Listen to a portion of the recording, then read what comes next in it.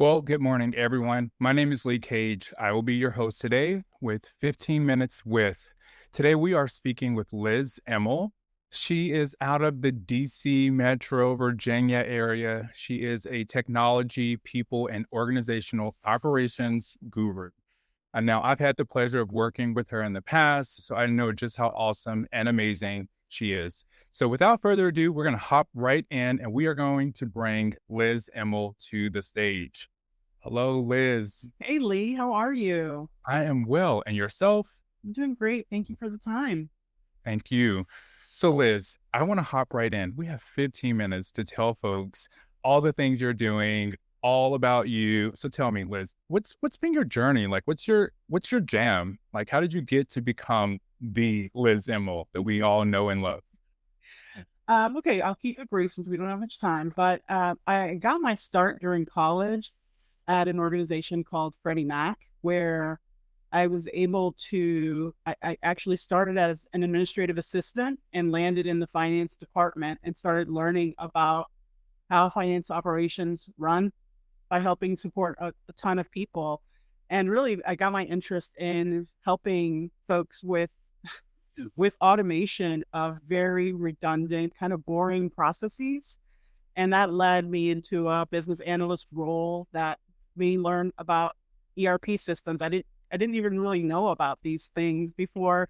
I just kind of got thrown into it a little bit and somebody saw some potential in me. That led to a stint in some consulting, international consulting.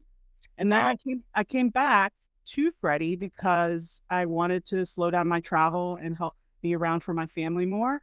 But by then I had moved into more of a project manager role. I have a knack for organizing people and getting them to move in the right direction and getting things done. However, I was feeling a little bit of imposter syndrome through that and decided to go and get my master's degree in information technology because I was managing projects with people that were much more tenured and had a lot more seniority than I did. And I felt that was challenging. So getting the additional educational background and credentials helped me a lot. I was with Freddie almost 20 years and grew up on PeopleSoft financials. My company did actually deploy Workday HCM, and I would look over the fence wondering when would it be our turn, and our turn never came along. I'm hoping for them that one day it will. But then an opportunity came up to join cross-country consulting because they were starting a Workday practice, and they took a little bit of a leap of faith on me, and I took a leap of faith on them, and I joined them and continued my journey with the financial side of the house. There I focused on helping to grow a financial project team and selling financials with this company, and then further expanded my role to run implementation services. So a lot of things that were out of my comfort zone. I am not a person that likes to go out there and sell and things like that, but yeah, I think my ability to talk to clients and having been in that situation myself resonates. So just Mhm. started, this felt very authentic and I really enjoy the product. So yeah, so the last 6 years have been focused on growing that organization. And now I'm ready to move into that next step of my career. So, I mean, all together, I was just counting in my head, 20 years at Freddie on the industry side. I heard at least a decade of experience on the consulting, implementation partner, management consulting side of the house. You mentioned earlier that like you may have had some imposter syndrome early on. What would you go back and tell your younger self now about that period of time? Really have a little bit more faith in myself. I think I had really the benefit of some really wonderful people along the way that saw some potential in me and gave me some opportunities. There was one manager I had at Booz Allen when I was there who called me a little bit of a diamond in the rough, said just need to polish around those edges because you're going to do really great things. And I just really appreciated that somebody had that level of confidence. So having building that confidence sooner is something that I would say, you're going to get there. Uh, Mm. don't don't uh, don't think it won't happen. Wow, I love that.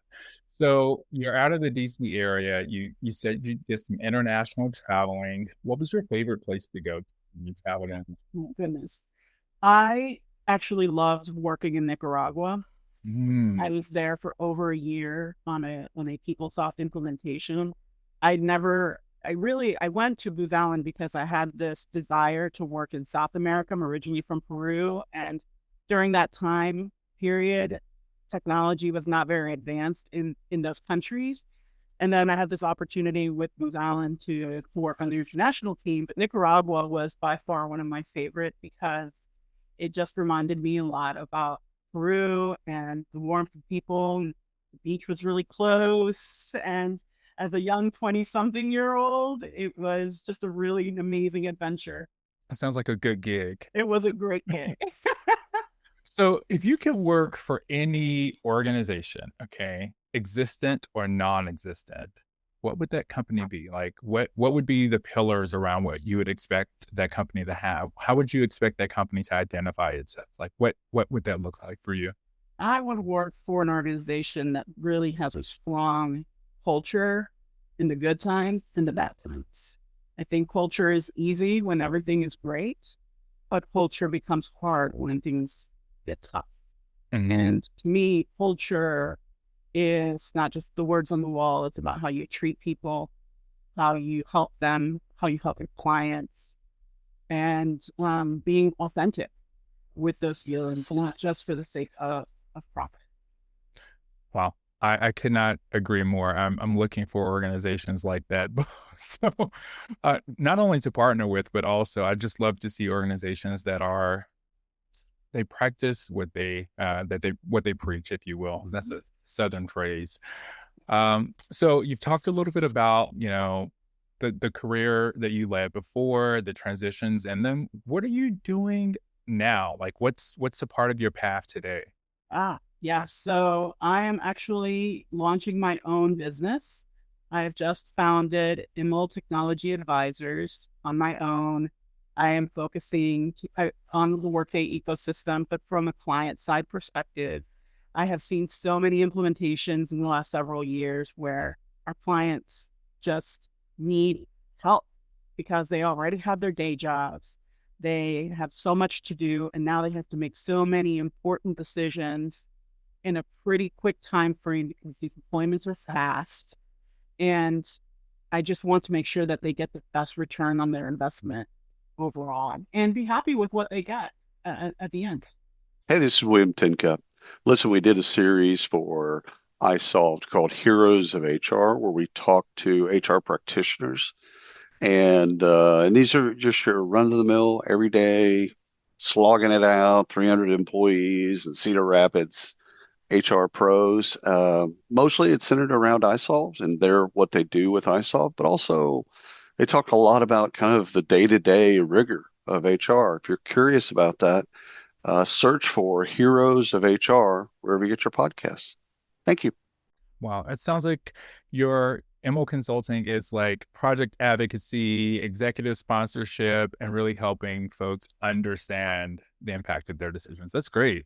I mean, I come from a Workday background as well. I've even served as client side PM, and I've seen how troublesome making those decisions can be, especially when they're outside of the partner conversations. I've watched my customers sit in rooms and really try to understand the impact of every decision and really needing someone on their side to help them digest the information, but also understand how soon is too soon and how late may be too late to come back from some of those decisions. So Absolutely.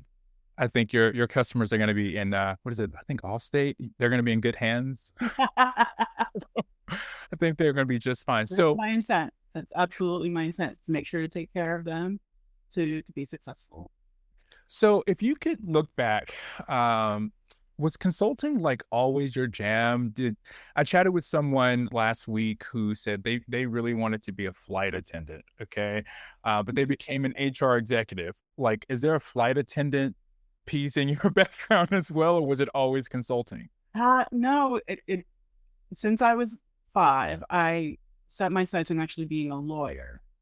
Okay. And a reason for that path was because of my immigrant background and the desire to help others. However, I think once I got to college, I realized that I wanted to make a change in what I was doing, still in the aspect of helping others, but also, frankly, I had to pay for college on my own and had to be practical about what I could afford. And I had to think about, how do I get there quickly? And the path to being a lawyer was at the time not financially feasible for me. And so I had to look at different options. And it definitely did not go over well with my dad that I was making this pretty big change. However, I think I did ultimately make the right decision for me. Oh, what type of law would you have practiced? I really wanted to get into immigration. We have a lot, personally, we encountered a lot of challenges with the immigration system here in the U.S. It took us 8 years to become legal residents of this country. And there's so much bureaucracy and so many steps and so many obstacles. And along the way, unfortunately, a lot of people that take advantage of folks in these situations. So I wanted to help. Well, it looks like you're still doing that in a way, right? You're helping customers understand the money that they're spending. You know, I hopefully Workday won't get too mad at me for saying this, but Workday is like a Bentley, okay? It has the nice interior, it has the quiet cabin, it has all of the things that you would expect out of a premium quality ERP, but it also comes at that cost, right? Mm-hmm. And sometimes when organizations are spending that type of money on a system, that's also money that they're not spending on their employees, right, in-house. Mm-hmm. So I think in a way you're still helping provide the structure and support that organizations need. Actually helps every last one of their employees in a way.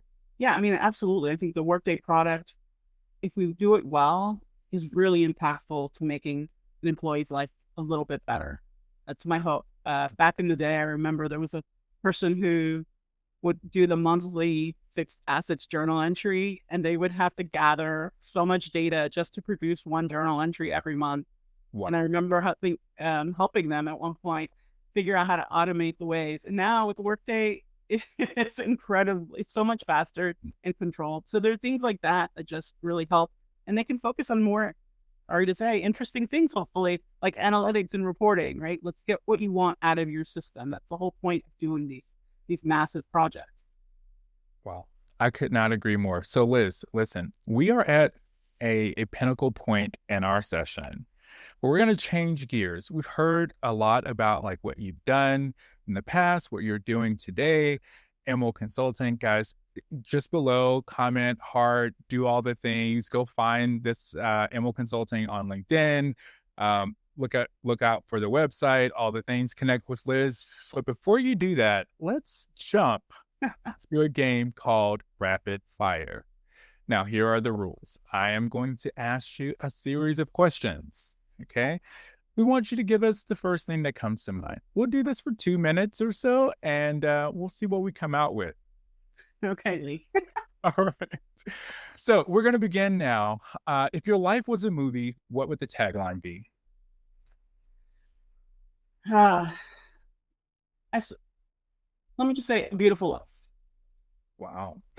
If your life was a children's book, what would the title be? Children's book. Oh my gosh. Can't even think of one off the top of my head right now. Okay. Give us a 4-letter word that starts with A.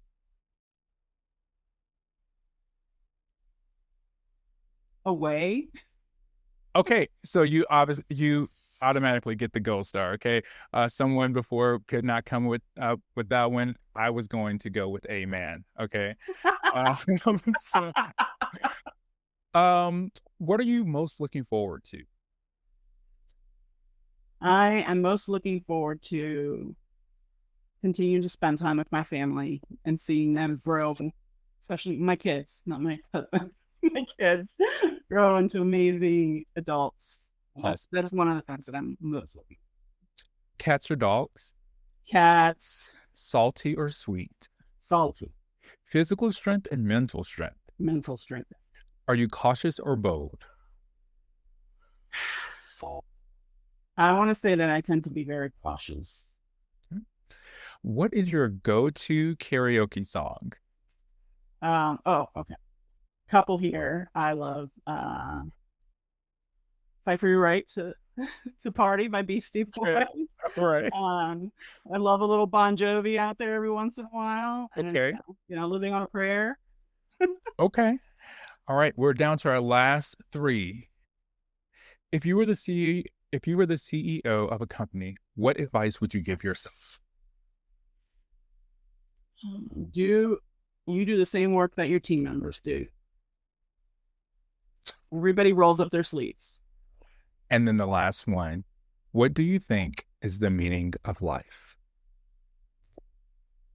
I think the meaning of life is to help each other out and pay things forward, because everybody deserves an opportunity to do better for themselves.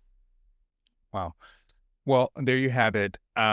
Folks, this is Liz Immel. We have reached our time. Liz, thank you so much for coming and hanging out. Any last words of advice, like quotable Liz Immel moment that you would like to tell folks? Other than just to say, be open to opportunities, be open to new things. You never know what curves lives are going to throw at you. And just keep an open mind. I love that. Well, Liz, thank you so much for coming and for joining. Everyone, you can find Liz on LinkedIn, as well as any of the other places that we mentioned before. Thanks for your time. Heart this, like this, comment below if you have any questions for Liz or would be interested in reaching out to her.